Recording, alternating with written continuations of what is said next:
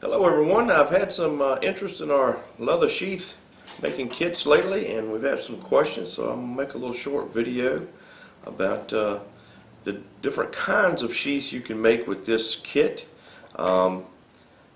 There's lots of things you can make with it with no additions, but if you want to add a snap or two in that, buy some snaps from say Tandy leather or something. You can make all kind of different things, but just with the kit as it is, we're going to show you a couple of knife sheaths that I have made that are a little more fancy than just the normal one.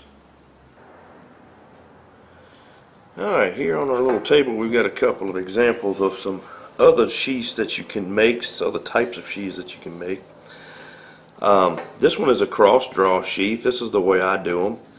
And basically you're doing the same thing with the cardboard. You're making a pattern, forming it around your knife.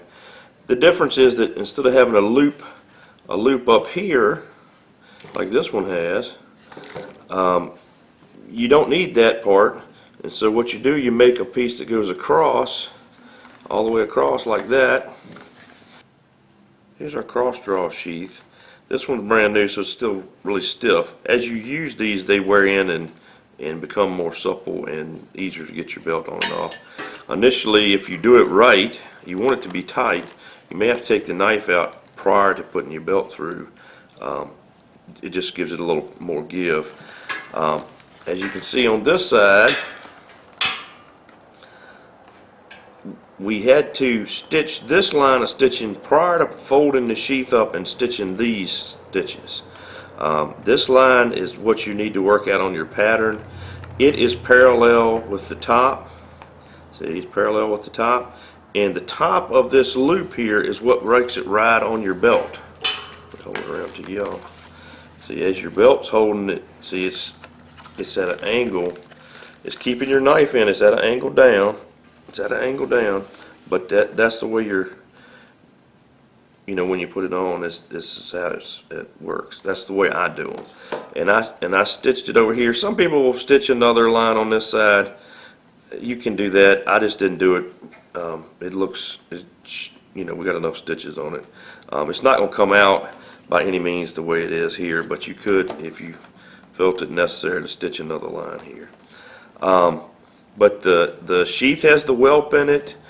It just gets really thick here because we have like 5 layers of leather. So you got 2 from this loop part, and then 3 that's the normal sheath being put together.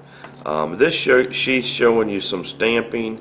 You can buy these type of stamps at Tandy or Weaver Leather, or lots of different Hobby Lobbies and all kind of stuff has leather stamps.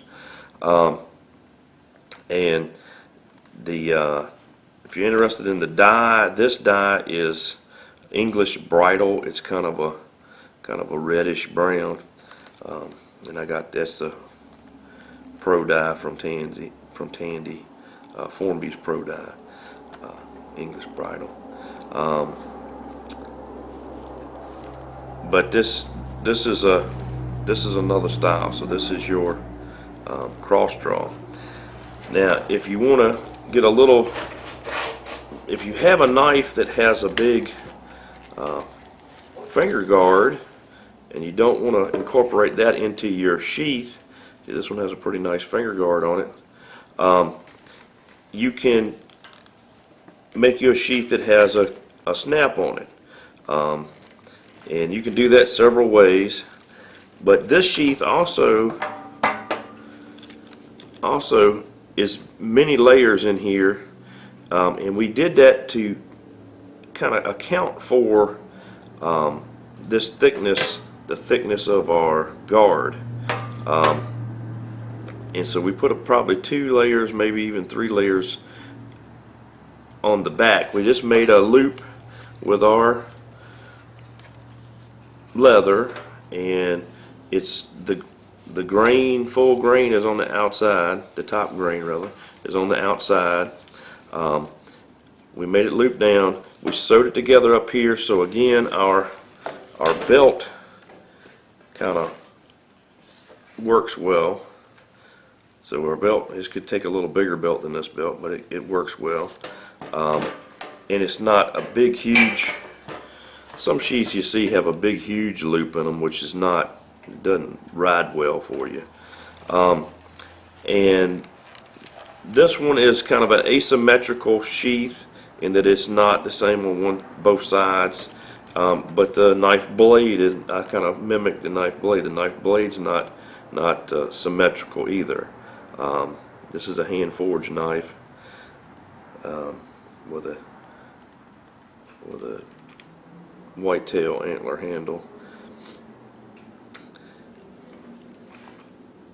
But and if you do the snaps and you're putting the snap in your sheath, take a piece of your leather, the thinnest piece you can find, and might even need to sand it down or get a really super thin piece, and glue it on the back side of your snap. Put your snap together and then glue it on the back side of your snap. Now you have to know where this snap is prior to sewing it all together, because you got to put this snap in, and if you're going to glue a piece of leather on the back of your snap, keep it from scratching up your knife, you have to do that prior to doing this stitching. But this part of the snap you don't have to know right away, and I chose to add 2 snaps and run it through this piece, cut a hole in the sheath here and run it through this piece. That way if this ever wears out, I can replace it. This is a custom order for a gentleman in Florida, but I chose to do 2 snaps because I can replace this for him if it ever wears out. No trouble. However, you can just stitch it on this back side, that's no problem, and just have 1 snap on the front. And the way you locate this snap is once you have this one in and all these sewed together, you would either sew it or, well, you got to sew it on this side first if you're going to sew it, but either sew it or put your snap on this side and then run it across here tight and mash it down just with the leather, and it'll show a little ring. It'll show you where to put your snap. But in this is the same dye as the kit that we did. This on the leather is dark brown, Formby's Pro oil dye, dark brown.